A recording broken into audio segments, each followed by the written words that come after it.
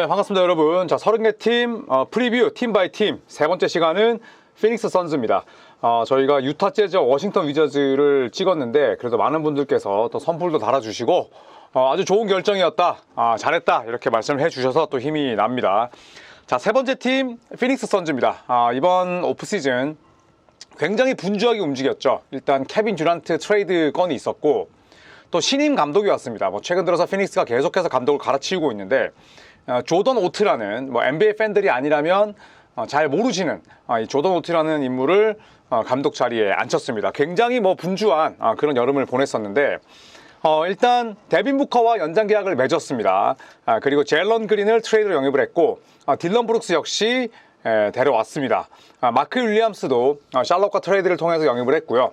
콜린 길레스피 지난 시즌에 굉장히 투지 넘치는 플레이를 보여줬었는데 이 젊은 친구와도 재계약을 맺었습니다. 그리고 나이젤 헤이즈 데이비스와는 FA 계약, 드래프트를 통해서는 카만 말러치를 데려왔죠. 이 바로 케빈 듀란트 딜을 통해서 본인들의 자체 픽을 회수했는데 2025년 1라운드 10순위 픽으로 말러치를 데려왔습니다. 라시아 플레밍 역시도 피닉스 선즈 유니폼을 입게 됐죠. 정말 많은 선수들이 새롭게 들어왔습니다. 절반 가까이 로스터가 바뀌었다 볼 수가 있겠고요. 자, 나간 선수들 가운데 가장 큰 이름값을 지닌 선수는 역시나 케빈 듀란트죠. 듀란트가 트레이드로 떠났고 코디 마틴은 FA로 이적을 했습니다. 자, 또 하나의 아주 빅네임 이 브래들리 빌은 결국 웨이브 통보를 받으면서 팀을 떠나게 됐고 LA 클리퍼스와 계약을 맺었죠. 듀란트와 빌을 동시에 내보냈다. 이것만으로도 피닉스는 굉장히 많은 일을 한 거죠. 자, 메이슨 플럼리와 타이어스 존스, 몬테 모리스, 볼볼은 전부 다 자유계약 선수 자격을 얻고 팀을 떠났고요. 그리고 바실리에 미치치도 트레이드로 나갔습니다. 로스터가 굉장히 많이 바뀌었습니다. 자, 그렇게 되면서 피닉스 선즈는 일단 조직력, 그리고 또 공격의 재편, 그 다음에 조던 오트 감독의 새로운 역량, 자, 이런 것들을 기대할 수밖에 없는, 또는 우려할 수밖에 없는 상황이고요. 자, 지난 시즌 요약을 한번 해보면 케빈 듀란트, 데빈 부커, 브래들리 빌 같은 윈나우에 어울리는 선수를 대거 보유했지만 현실은 36승 46패였습니다. 대실패로 돌아갔죠. 서부 컨퍼런스 11위로서 플레인 토너먼트도 나가지를 못했습니다. 오펜시브 레이팅은 그럭저럭 괜찮았어요. 13위. 워낙 공격 재능이 뛰어난 선수들로 구성이 되어 있다 보니까 마이크 부덴홀저 감독이 별다른 그런 공격 디자인 작업이 없어도 알아서 풀어갔습니다. 그게 다만 좋은 효율이나 훌륭한 성과로 이어지진 않았고요. 수비가 엉망이었죠. 디펜시브 레이팅이 전체 27위입니다. 거의 꼴찌라고 볼 수가 있죠.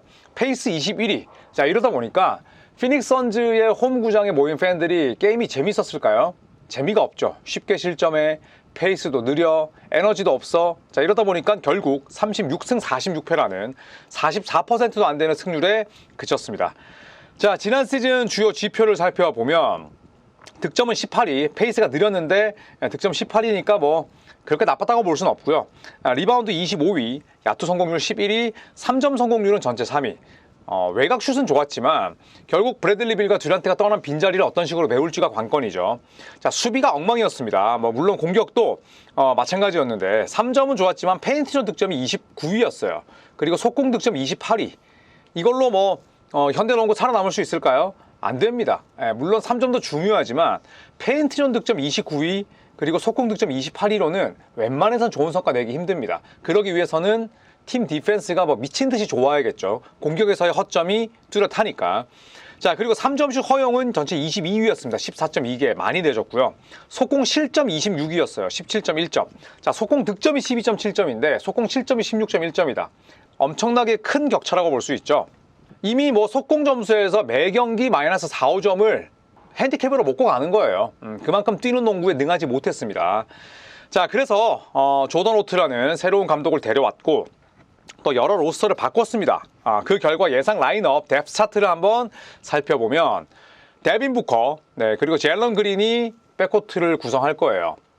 타이어스 존스가 나갔기 때문에 피닉스 선즈의 이 라인업은 또 한 번 약간은 기형적입니다. 물론 콜린 길라스피 선수가 있지만 이 친구도 약간은 투지형 볼핸들러지 플레이메이커나 혹은 훌륭한 패서라든지 아니면 이 퍼실리테이터의 역할을 잘 한다고 볼 수는 없어요.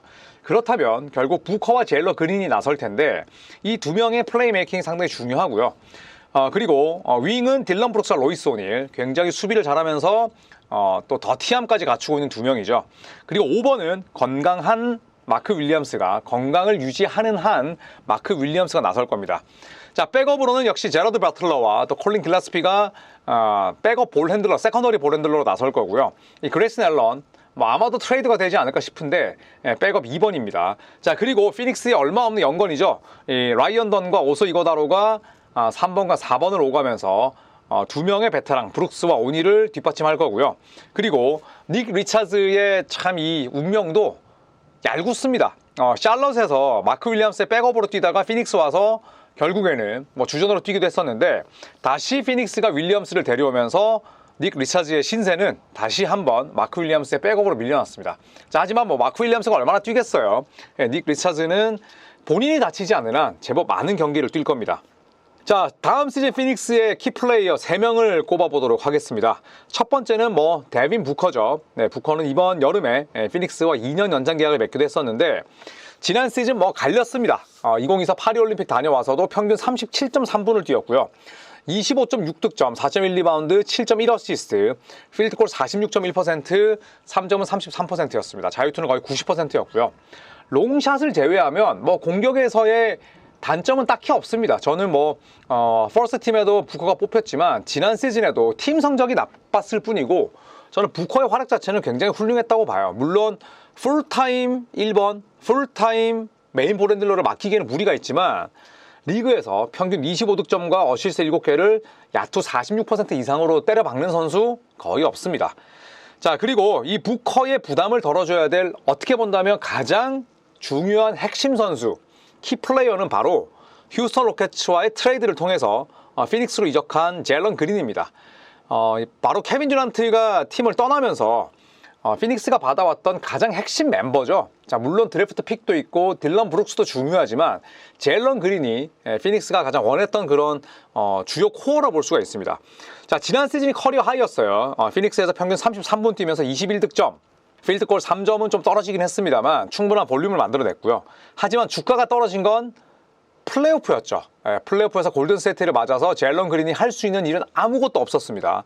상대적으로 좀 부담이 덜하다고 볼 수 있는 피닉스로 왔고, 그리고 부커와 함께 뛰기 때문에 이 데빈 부커, 제일런 그린 이 두 명이 서로의 플레이 영역을 침범하지 않으면서 시너지 효과를 낼 수 있는 방안이 필요하죠. 이거는 부커의 역량도 중요하고 제일런 그린의 역할도 필요하지만 코칭 스태프가 어떤 방향 설정을 해주느냐가 저는 가장 중요하다고 생각을 합니다. 자, 그 이야기는 뒤에 좀 하기로 하고요. 세 번째 선수는 저는 마크 윌리엄스라고 생각합니다. 자, 마크 윌리엄스의 가장 큰 문제는 뭘까요? 역시나 건강이죠.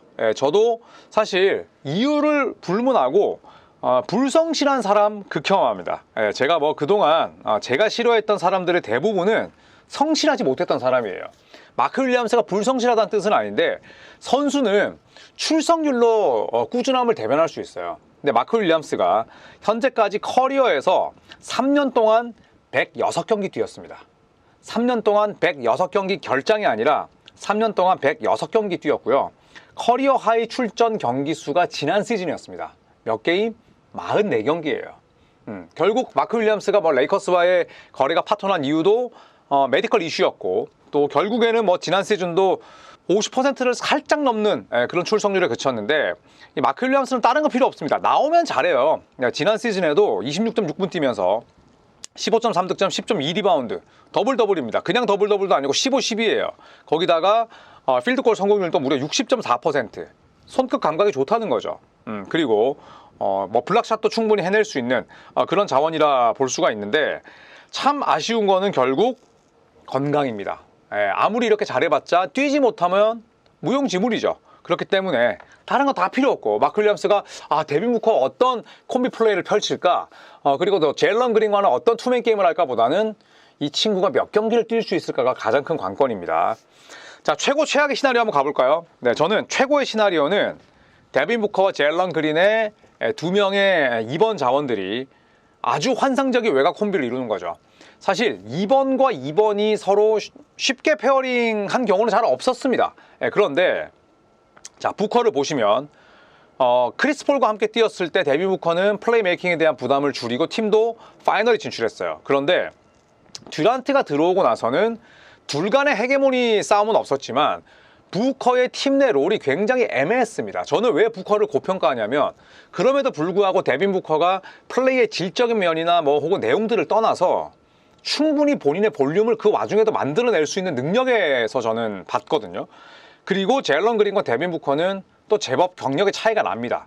그리고 데빈 부커는 누가 와도 피닉스의 태양이에요. 그렇다면 제일런 그린 역시도 본인에게 좀 부족했었던 예쁜 농구만 하려는 그런 모습보다는 부커가 좀 싸움딱 기질이 있잖아요. 데빈 부커만 흥분하면은 진짜 뭐 완전히 눈에 불 켜고 달려들잖아요. 그러니까 제일런 그린이 그런 부분들을 똑같은 뭐 연령대, 비슷한 연령대가 많았던 휴스턴보다는 피닉스에서 저는 더 많은 것들을 배울 수 있다고 생각을 합니다. 또 뭐 딜런 브룩스, 로이스 오닐, 그레이스 알렌처럼 굉장히 파이터 기질을 지닌 선수들이 많기 때문에 저는 제일런 그린이 물론 부커와의 역할 분배가 굉장히 어려울 수는 있겠지만 저는 제일런 그린에게 이번 해는 상당히 중요하다. 그런데 만약에 이 두 명의 콤비가 아주 잘 결합이 된다면 뭐 최고의 시나리오로 볼 수가 있죠. 자, 두 번째는 조던 오트 신임 감독의 훌륭한 시스템입니다. 이 조던 오트 감독 같은 경우에는 클리블랜드에서 케니 애킨슨 감독을 보좌하면서 굉장히 좋은 그런 공격 코디네이터로서도 활약을 했었고요. 또 하나는 이 조던 오튼 감독이 아직까지 헤드코치 경험이 없었어요. 그러니까 풀타임 헤드코치 경력이 이번이 처음입니다. 저는 보통 어느 정도의 감독 경력이 있는 인물들이 왔을 때 저는 조금 더 그런 부분들은 어렵다고 생각을 하거든요. 그러니까 확 내가 가진 색깔들을 주입하거나 이런 부분들이 좀 쉽지 않다고 생각을 하는데 저는 그래서 이 조던 오튼 감독이 지난 시즌 클리블랜드의 선전을 이끌었던 인물이기도 하고 애킨슨 감독을 가장 또 보좌했었던 그런 인물이기 때문에 저는 조던 오트 감독의 새로운 시스템이 어떨지가 굉장히 궁금합니다. 일단 오트 감독 같은 경우에는 뭐 한두 명에게 볼을 몰아주는 그런 히어로볼보다는 명확한 시스템 구축을 원한다고 하죠. 그런 측면에서 놓고 봤을 때 저는 개인적으로 뭐 로서의 재능도 많고 또 두께도 나쁘지 않은 피닉스에서 충분히 본인의 역량을 발휘할 수 있지 않을까 생각을 합니다. 자, 반대로 최악의 시나리오도 있겠죠. 저는 포지션 불균형 극대화가 가장 큰 문제이지 않을까 생각을 합니다. 일단 데빈 부커의 포인트 가드 롤, 이게 풀타임으로 가져가긴 어려운데 팀에서 플레이 메이킹을 할 수 있는 선수가 정말 너무 적어요. 그러다 보니까 이 데빈 부커가 또 하나의 약간은 좀 어려운 시즌을 보내지 않을까? 그러니까 기록은 뽑아내겠지만 그 기록이 온전히 팀의 승리나 아니면 피닉스 공격의 위력으로 이어질까라는 의문이 들 수는 있죠. 그래서 데빈 부커의 역할이 가장 중요하지만 짊어진 어깨가 너무 무겁다. 지난 시즌은 타이어스 존스라도 있었는데 올 시즌에는 그마저도 없기 때문에 제대로 된 플레이메이커가 없어요. 뭐 자라드 버틀러도 풀타임 1번이라 보기는 어렵습니다. 그래서 참 쉽지 않은 그런 부커가 되겠고 빅 윙도 부족하죠. 자, 로이스 오닐 윙이지만 4번을 종종 보지만 정통 빅맨을 막을 수는 없습니다. 딜런 브룩스 역시도 마찬가지고요. 그러니까 오쇼 이거다로라든지 혹은 라이언던이 큰 폭으로 성장을 해야 되지만 사실은 플로어가 약간 높을 뿐이지 실링이 높지 않단 말이죠. 그러니까 무언가 껍질을 확 깨고 나와서 피닉스에서 어마어마한 그런 성장세를 보이고 역할을 따낼 수 있는 선수는 아닙니다. 그래서 이 빅 윙이 부족한 현상도 결국에는 좀 위험한 그런 악재라 볼 수가 있겠고 또 애매한 성적으로 플레이오프 탈락하는 거죠. 이 피닉스가 그동안 맷 22야 구단주의 지침 아래 미친 듯이 달렸습니다. 미친 듯이 달리면 뭐가 없나요? 슈퍼스타는 데려올 수 있지만 미래 자산이 없어요. 그러니까 드래프트 픽이 대표적이죠. 겨우 케빈 듀란트와의 트레이드를 통해서 1라운드 10픽으로 카만 말라치를 데려왔는데 지금 피닉스 선즈에게 필요한 건 적당히 성적을 내는 것보다는 완전히 플레이오프에 진출하거나 아니면 폭삭 망하는 겁니다. 그런데 폭삭 망할 수 있는 그런 로스터가 아니기 때문에 결국에 애매한 성적으로 플레이오프 탈락하는 게 피닉스 입장에서는 최악의 시나리오죠. 높은 드래프트 픽을 뭐 받을 수 있는 것도 아니고 애초에 그럴 가능성도 없는 게 자산을 다 썼기 때문에 그리고 지금 이 멤버면 당장 성적을 내기도 어렵지만 당장 성적을 내지 않는다면 애매한 이런 스탠스로 갈 수밖에 없는 거예요. 자, 그렇기 때문에 최악의 시나리오는 대단히 애매한 성적 38승 44패 이런 성적으로 탈락하는 거죠. 자, 마지막으로 저의 예언으로 마무리를 해보겠습니다. 저는 피닉스가 플레이오프 고사하고 플레인 토너먼트도 탈락할 것이다 라고 생각을 합니다. 서부 컨퍼런스는 다음 시즌 이번 시즌도 뭐 전쟁이고요. 피닉스가 설 곳은 많지 않다 그렇게 생각을 하고 또 저는 로이스 오닐이나 혹은 그레이슨 알렌은 반드시 트레이드 할 것이다. 맷 22야 구단주가 이제 참여를 좀 덜 하겠다라고 했지만 지금 피닉스에게 제일 필요한 건 드래프트 픽이에요. 그렇기 때문에 뭐 2라운드 픽이라도 받아올 수 있는 그런 트레이드라면 저는 오닐과 그레이슨 알렌에 대한 트레이드는 계속 오프시즌 때와 마찬가지로 살펴보지 않을까 생각을 하고, 자, 그 다음에 이거는 뭐 악담은 아닙니다. 저는 마크 윌리엄스가 40경기 이하야 출전에 그칠 거라고 생각을 합니다. 이 피닉스는 애리조나 주에 있죠. 그리고 이 애리조나 주는 뭐 전체 지형의 대부분이 사막입니다. 그래서 우리나라에서도 이 허리 디스크나 목 디스크가 좋지 않은 분들이 애리조나 주로 많이 가요. 일조량이 많고 날씨가 워낙 좋기 때문에. 그리고 예전에는 굉장히 훌륭한 그런 의료 시스템도 가지고 있었죠. 항상 본인이 거쳐왔던 팀들을 디스했던 이 샤킬 오닐도 본인이 피닉스에서 엉덩이 부상이 다 나았다고 얘기를 했었고, 뭐 굉장히 날씨도 좋고 의료진도 좋은 곳이 피닉스입니다. 하지만 그 당시 의료진들은 전부 다 팀을 떠났고요. 저는 마크 윌리엄스가 이 정도 몸 상태라면 저는 날씨나 기후의 영향을 받을 정도는 아니라고 생각을 합니다. 자, 물론 마크 윌리엄스가 건강한 모습을 보고 싶지만 커리어 첫 새 시즌, 어떻게 보면 정말 진부한 표현이지만 돌도 씹어먹을 수 있는 나이에 이렇게 커리어의 절반 이상을 부상으로 날렸다면 다음 시즌에도 저는 비슷한 수준이 아닐까, 출석률 약 50% 정도이지 않을까 생각을 합니다. 물론 제가 이렇게 좀 부정적으로 하는 예상들은 다 틀렸으면 해요. 마크 윌리엄스도 많은 경기를 뛰면서 팀에 공헌하길 바라고, 또 윌리엄스도 뭐 출전을 했을 때 굉장히 시원시원한 활약을 펼치는 선수잖아요. 그렇기 때문에 제 예상이 틀리기를 바라면서 이번 피닉스 선즈 팀 프리뷰 시간은 마치도록 하겠습니다. 아마도 거의 매일 올라갈 거예요. 이제 개막까지 뭐 한 달 정도밖에 남지 않았고, 그리고 또 긴 추석 연휴가 있기 때문에 매일 영상을 업로드 하겠습니다. 여러분 좋은 댓글도 많이 남겨주시고, 또 뭐 여러분께서 저와 생각이 다르신 부분들이 있다면 또 댓글로 남겨주십시오. 재밌게 읽도록 하겠습니다. 고맙습니다.